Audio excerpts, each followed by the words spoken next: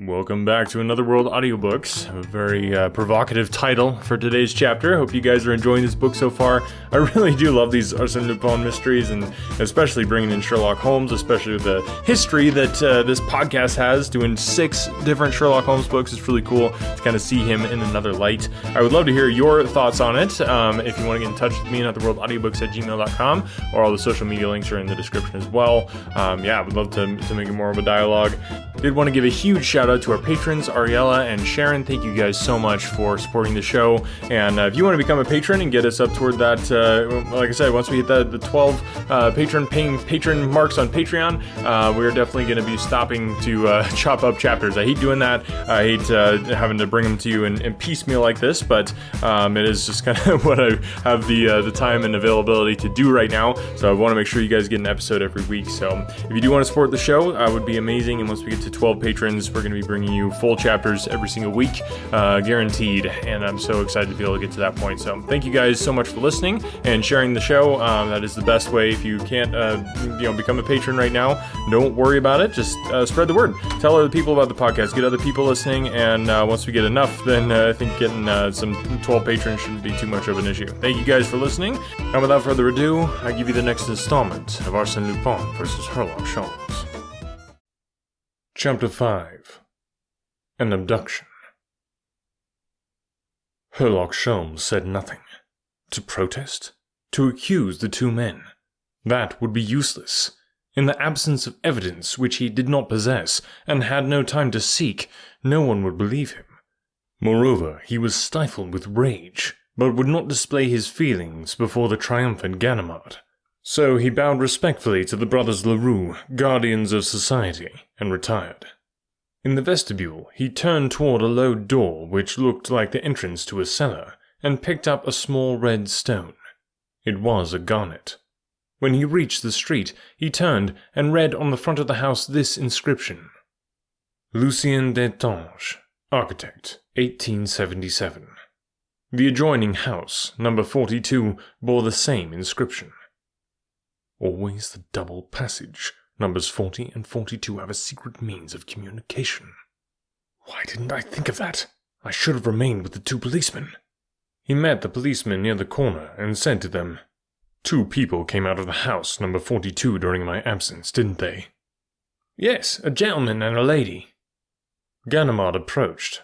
Sholmes took his arm, and as they walked down the street, he said, Monsieur Ganimard, you have had a good laugh and will no doubt forgive me for the trouble I have caused you. Oh, there's no harm done, but it was a good joke. I admit that, but the best jokes have only a short life, and this one can't last much longer. I hope not. This is now the 7th day, and I can remain only 3 days more. Then I must return to London. Oh!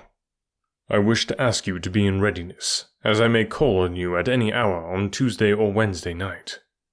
For an expedition of the same kind as we had tonight? Yes, monsieur, the very same. With what result? The capture of Arsene Lupin, replied Sholmes. Do you think so?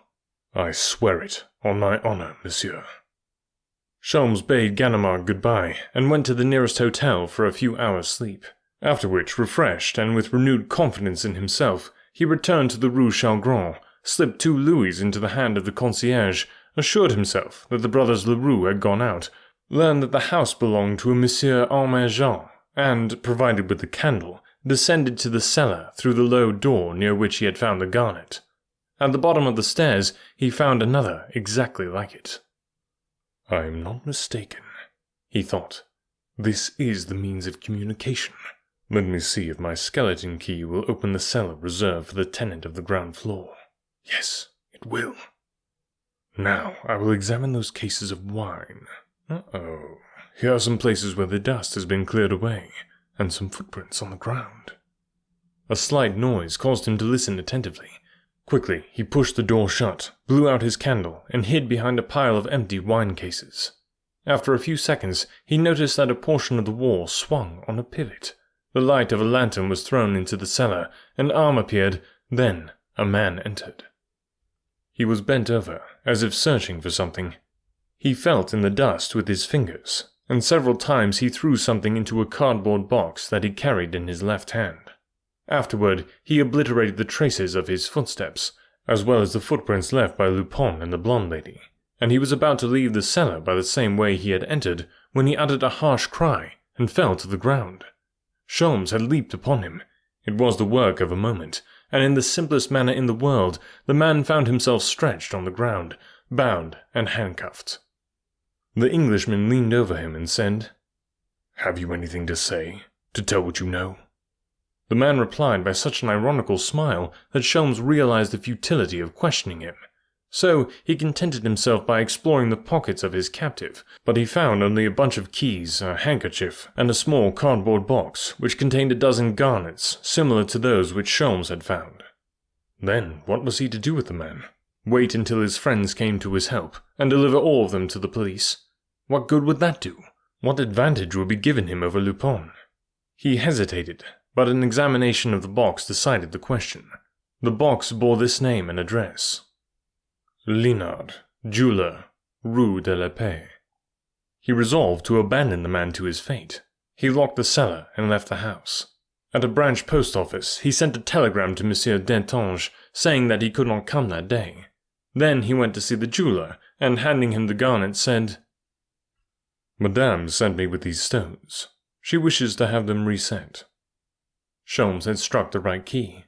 The jeweler replied, "Certainly. The lady telephoned me. She said she would be here today." Sholmes established himself on the sidewalk to wait for the lady, but it was 5 o'clock when he saw a heavily veiled lady approach and enter the store. Through the window, he saw her place on the counter a piece of antique jewelry set with garnets. She went away almost immediately, walking quickly, and passed through streets that were unknown to the Englishman. As it was now almost dark, he walked close behind her and followed her into a 5-story house of double flats, and, therefore, occupied by numerous tenants.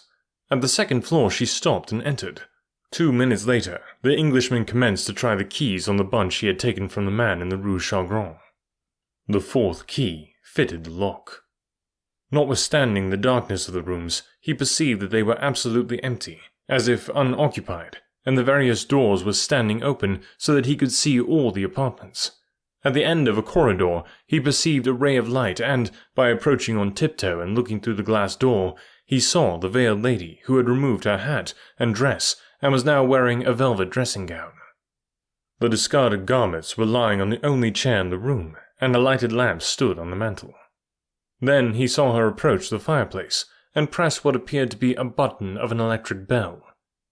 Immediately, the panel to the right of the fireplace moved and slowly glided behind the adjoining panel, thus disclosing an opening large enough for a person to pass through. The lady disappeared through this opening, taking the lamp with her. The operation was a very simple one. Sholmes adopted it and followed the lady. He found himself in total darkness, and immediately he felt his face brushed by some soft articles. He lighted a match and found that he was in a very small room, completely filled with cloaks and dresses suspended on hangers. He picked his way through until he reached a door that was draped with a portière. He peeped through, and behold, the blonde lady was there under his eyes, and almost within reach of his hand. She extinguished the lamp and turned on the electric lights. Then, for the first time, Herlock Sholmes obtained a good look at her face. He was amazed. The woman, whom he had overtaken after so much trouble and after so many tricks and maneuvers, was none other than Clotilde Destange. Clotilde Destange, the assassin of the Baron d'Autrec, and the thief who stole the blue diamond. Clotilde Destange, the mysterious friend of Arsene Lupin, and the blonde lady. "Yes, I am only a stupid ass," thought Herlock Sholmes at that moment. "Because Lupin's friend was a blonde and Clotilde is a brunette, I never dreamed that they were the same person. But how could the blonde lady remain a blonde after the murder of the Baron and the theft of the diamond?" Sholmes could see a portion of the room. It was a boudoir, furnished with the most delightful luxury and exquisite taste, and adorned with beautiful tapestries and costly ornaments. A mahogany couch, upholstered in silk, was located on the side of the room opposite the door at which Sholmes was standing. Clotilde was sitting on this couch, motionless, her face covered by her hands. Then he perceived that she was weeping. Great tears rolled down her pale cheeks and fell, drop by drop, on the velvet corsage.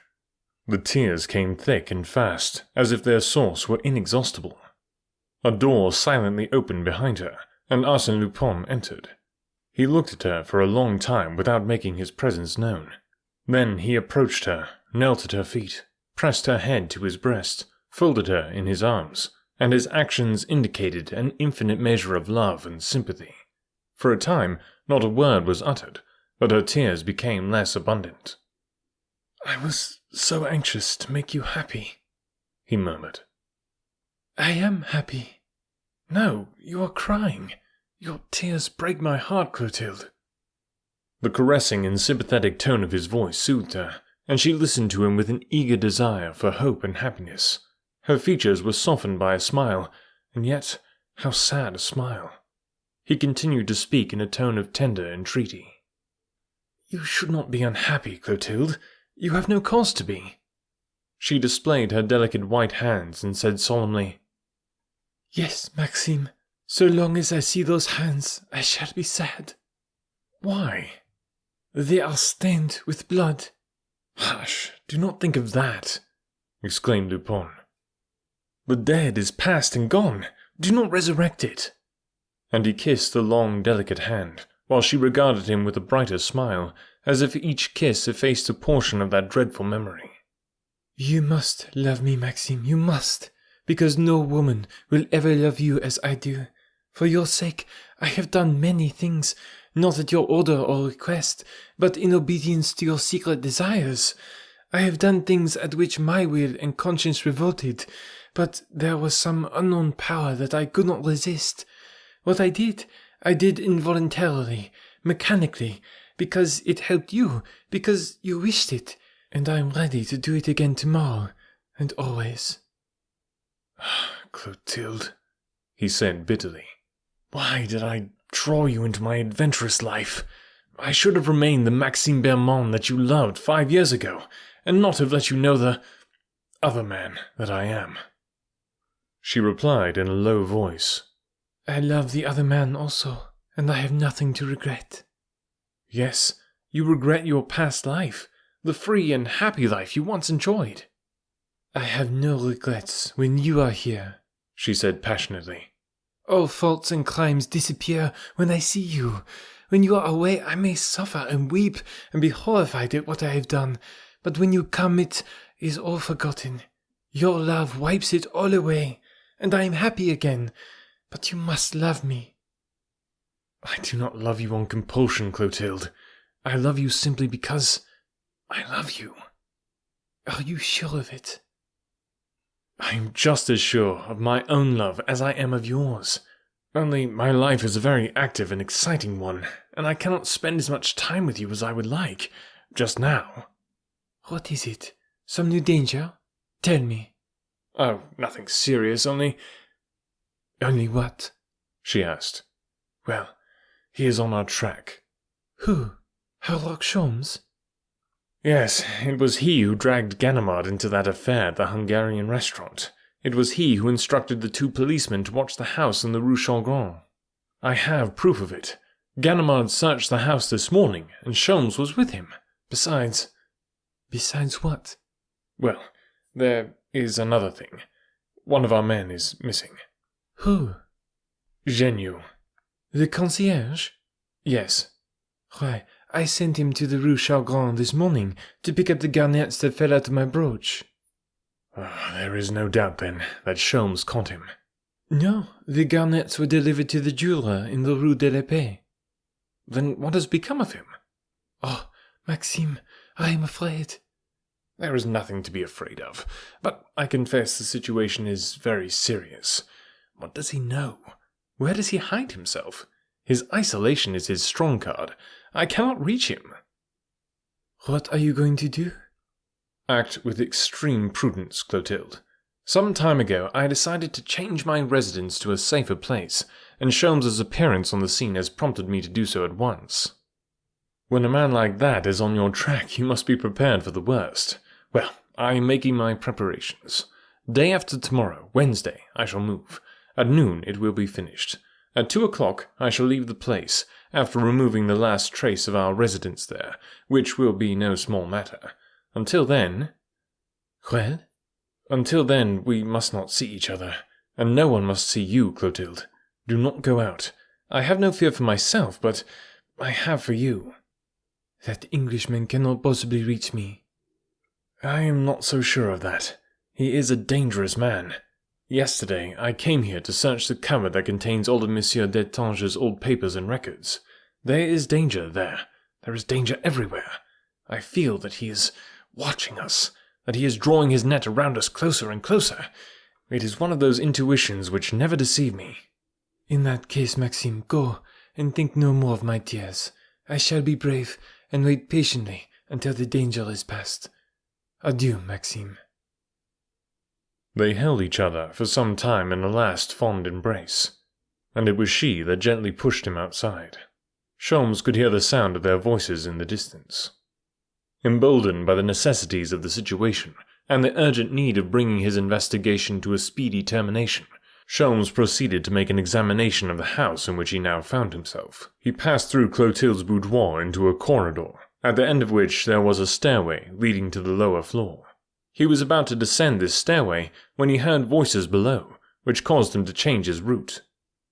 He followed the corridor, which was a circular one, and discovered another stairway, which he descended, and found himself amidst surroundings that bore a familiar appearance.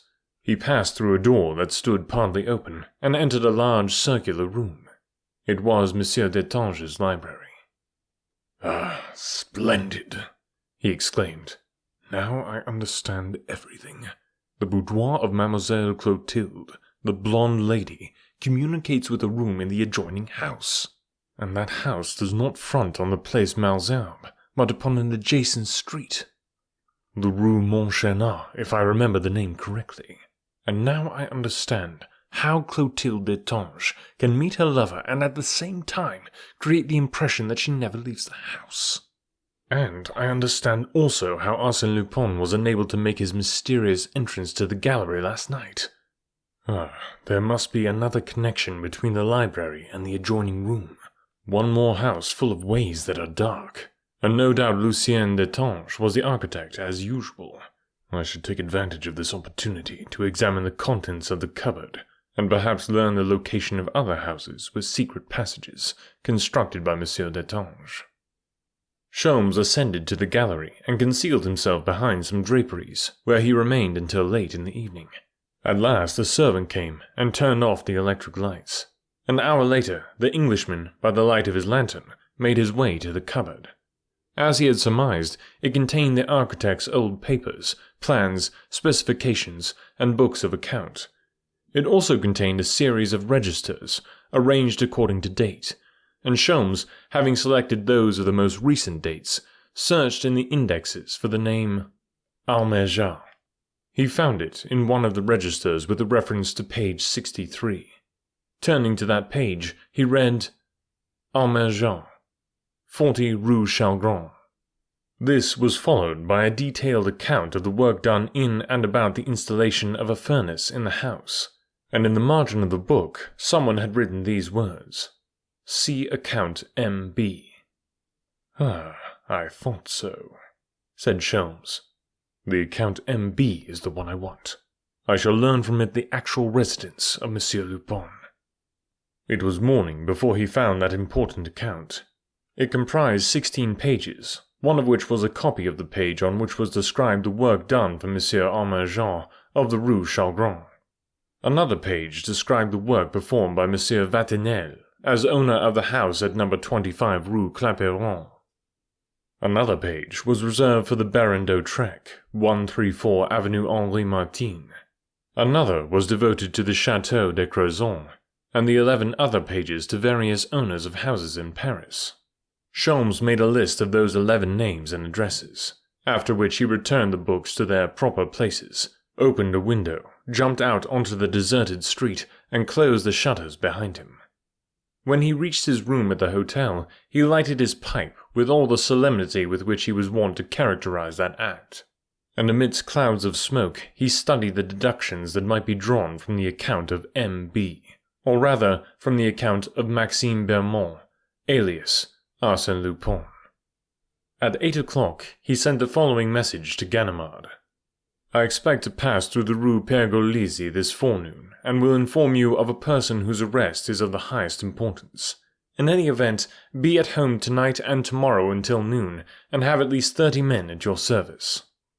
Then he engaged an automobile at the stand on the boulevard, choosing one whose chauffeur looked good-natured and dull-witted, and instructed him to drive to the Place Malesherbes, where he stopped him about 100 feet from Monsieur Destange's house. My boy, close your carriage, he said to the chauffeur. Turn up the collar of your coat, for the wind is cold, and wait patiently. At the end of an hour and a half, crank up your machine. When I return, we will go to the Rue Pergolesi. As he was ascending the steps leading to the door, a doubt entered his mind. Was it not a mistake on his part to be spending his time on the affairs of the blonde lady, while Arsene Lupin was preparing to move? Would he not be better engaged in trying to find the abode of his adversary amongst the 11 houses on his list? Ah, he exclaimed, when the blonde lady becomes my prisoner, I shall be master of the situation. And he rang the bell.